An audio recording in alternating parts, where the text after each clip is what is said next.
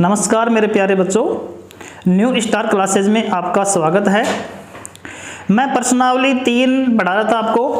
प्रश्नावली 3 में मैंने देखो 3.1 से लेकर के और 3.3 मैंने कंप्लीट कर दी थी। अब जो प्रश्नावली 3.4 है ये है आयु का प्रतिलोम।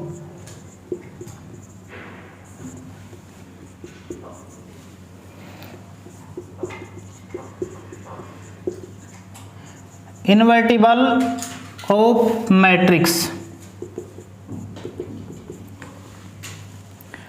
अब ये देखो, इसमें दोस्तों आयु का प्रतिलोम कैसे ज्ञात करेंगे। जब आयु का प्रतिलोम ज्ञात करना हो तो उसमें एक वर्ड लिखाएगा। अगर दिए गए मैट्रिक्स या दिए गए आयु का प्रतिलोम ज्ञात कीजिए, और वो भी किससे ज्ञात करना आपको, प्रारंभिक रूपांतरण संक्रिया से। तो सबसे पहले हम क्या पढ़ेंगे इसमें, सबसे पहले हम पढ़ेंगे प्रारंभिक रूपांतरण संक्रिया। प्रारंभिक रूपांतरण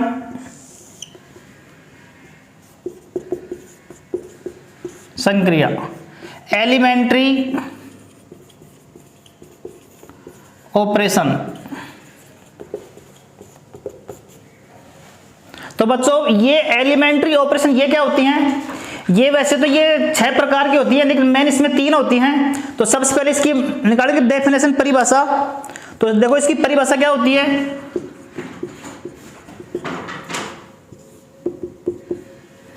किसी आयु में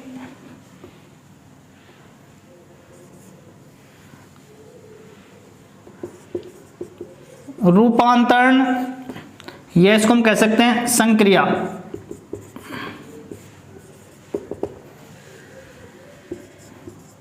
छह प्रकार से की जाती है, जिसे ही प्रारंभिक संक्रिया कहते हैं। अब ये 6 प्रकार की प्रारंभिक संक्रियाएं किस प्रकार से होती हैं, तो इसमें 6 में से 3 तो होती हैं पंक्ति रूपांतरण और 3 होती हैं स्तंभ रूपांतरण। तो ये नंबर 1, 2 पंक्तियों को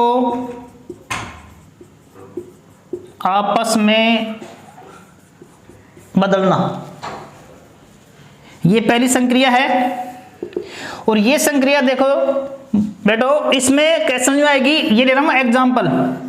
एक कोई मैट्रिक्स यानी आयु 3/3 का दिया गया है, 3 1 2 0 1 5 2 3 4। ये 3 × 3 का एक आयु है। इसमें मैंने क्या बोला है, 2 पंक्तियों को आपस में बदलना। इसमें क्या करेंगे हम, R1 इंटरचेंज क्या होता है, परस्पर बदलना। R3, इसका मतलब ये हुआ अगर R1 जो पंक्ति है उसके स्थान पर मैं रखूंगा R3 और R3 के स्थान पर क्या रखूंगा, R1। और ये निशान किसका है, ये निशान है इंटरचेंज, यहां लिख रहा हूं इंटरचेंज।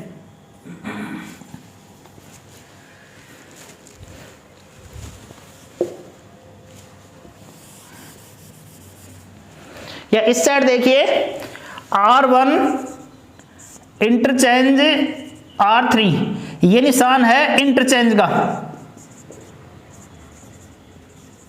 इंटरचेंज। तो इसमें मैंने क्या किया है, आगे R1 के स्थान पर मैं क्या रखूंगा, R3, और R3 के स्थान पर क्या रखूंगा, R1।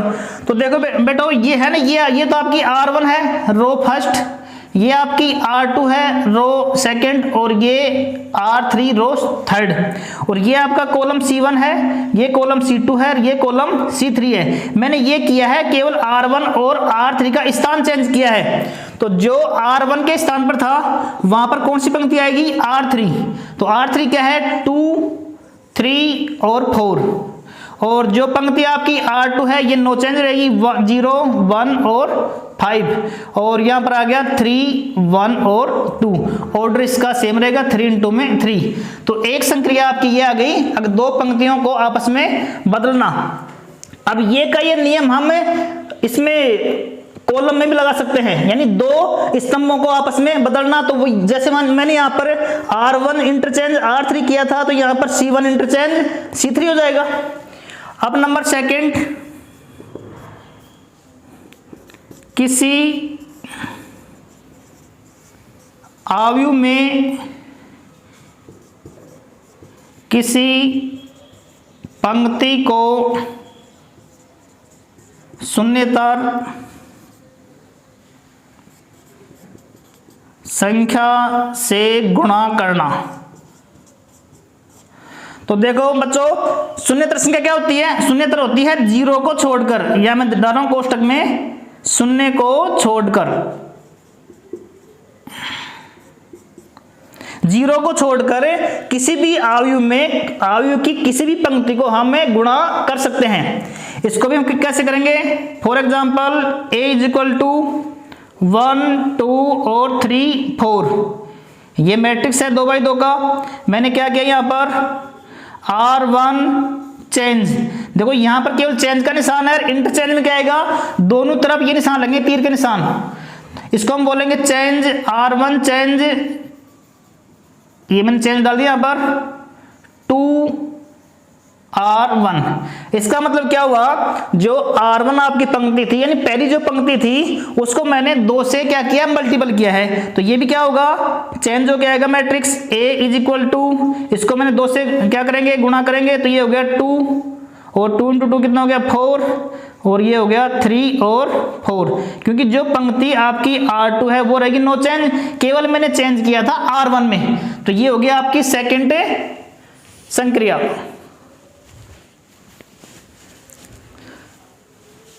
अब नंबर 3 पर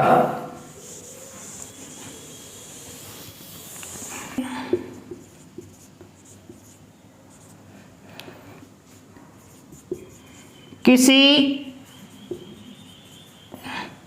पंक्ति किसी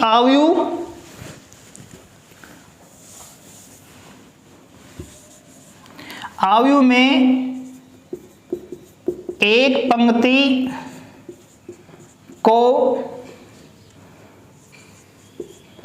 अन्य पंक्ति के संगत अवयवों से गुणा करके जोड़ना या घटाना। तो देखो इसमें बच्चों, इसमें हम क्या करेंगे? हम एक लेंगे मैट्रिक्स A = 2 3 1 और 4, ये 2x2 का है।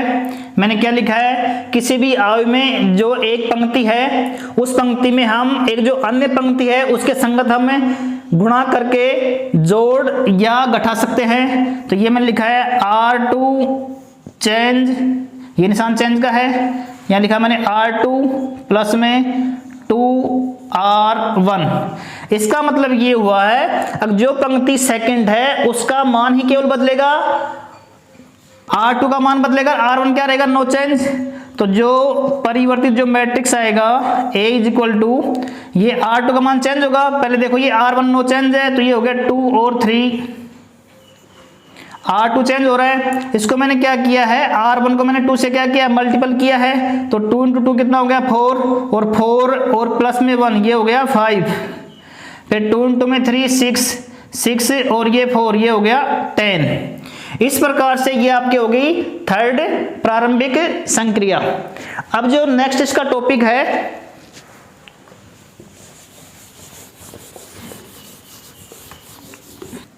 नेक्स्ट टॉपिक है व्युत्क्रमणीय आयु। ये क्या होता है? इसकी परिभाषा इनवर्टिबल मैट्रिसेस या मैट्रिक्स। इसकी परिभाषा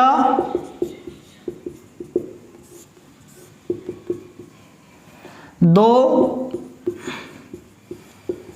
समान कोटि के वर्ग मैट्रिक्स बोल सकते हो, या फिर अवयव, दो समान कोटि के वर्ग मैट्रिक्स ए व बी इस प्रकार हो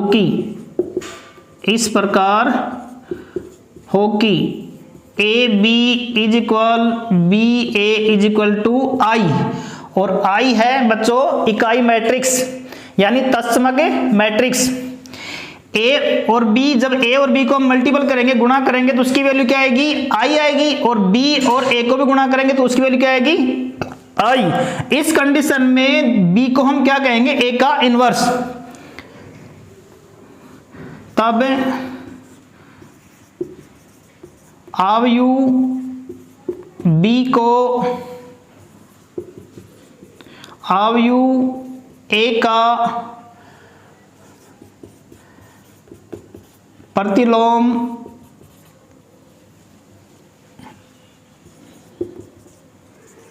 अवयव कहते हैं, जिसे ए इनवर्स से व्यक्त करते हैं। अर्थात अब देखो यहां पर A B is equal to I है, तो मैं A B is equal to I भी इसको बोल सकता हूं, A B is equal to I, और B is equal to I upon A जाएगा डिवाइड में, तो b इज इक्वल जब आई ये a ऊपर जाएगा तो ये हो गया a इनवर्स i या फिर i a इनवर्स। यहाँ पर एक नियम निकल के आ रहा है, मैंने 3.2 में और 3 में बताया था, अगर जब दो मैट्रिक्स का गुणा करते हैं तो गुणा में यदि मान लो एक मैट्रिक्स i के रूप में दिया गया हो, इकाई मैट्रिक्स हो, तो उसको जब किसी भी मैट्रिक्स से गुणा करेंगे तो उस i का कोई प्रभाव नहीं पड़ेगा। अर्थात a इनवर्स i की वैल्यू क्या हो जाएगी? a inverse. तो b बराबर क्या हो गया? a inverse. तो a इनवर्स की वैल्यू क्या आ गई? b। और मैंने ये कहा है अगर जब b को हम क्या कहेंगे? a का प्रतिलोम अवयव, तो ये हो गया आपका प्रतिलोम मैट्रिक्स या व्युत्क्रमणीय मैट्रिक्स। अब इसके आगे हम चलते हैं, ज्ञात कैसे करेंगे व्युत्क्रमणीय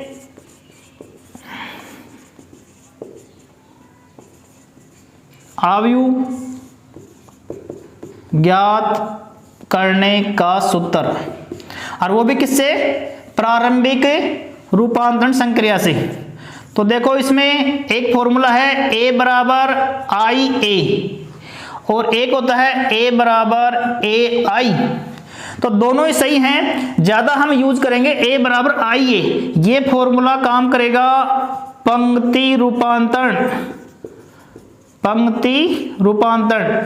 और ये फॉर्मूला काम करेगा स्तंभ रूपांतरण। तो a बराबर आई ए से ही हम क्यों शुरू करेंगे? तो a बराबर आई ए, ये देखो कहां से आ गया? a बराबर आई ए। ये जैसे मान लो यहां पर 5 है और इनटू में 1/5 इज इक्वल टू क्या होता है बेटो? यहाँ हो गया 1, कि 5 से 5 क्या हो गया? कैंसिल, 1 आ गया। अब यदि मालूम मैं यहाँ पर एक मैट्रिक्स ले रहा हूँ a इनटू में 1/a, तो ये भी दोनों क्या हो गए? कैंसिल, बराबर क्या आ गया? 1 आएगा। लेकिन यहाँ पर 1 नहीं लिखेंगे, जब ये मैट्रिक्स में आ रहा है तो वहां पर क्या लिखेंगे? हम i लिखेंगे। i का मतलब है इकाई मैट्रिक्स, ये 2/2 का भी होता है और 3/3 का भी।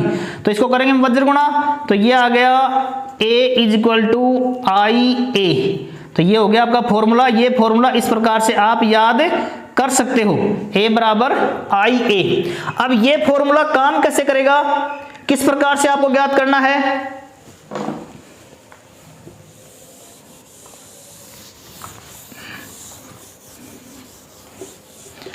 तो इसमें आता है विधि, मेथड, यानी प्रारंभिक रूपांतरण संक्रिया से a इनवर्स ज्ञात करने का मेथड।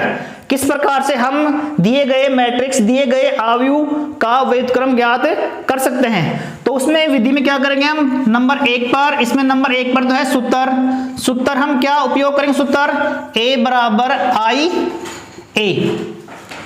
उसके बाद में क्या करेंगे? हमें जो a है, a को हम क्या बनाएंगे? i, ए को बनाना है आई।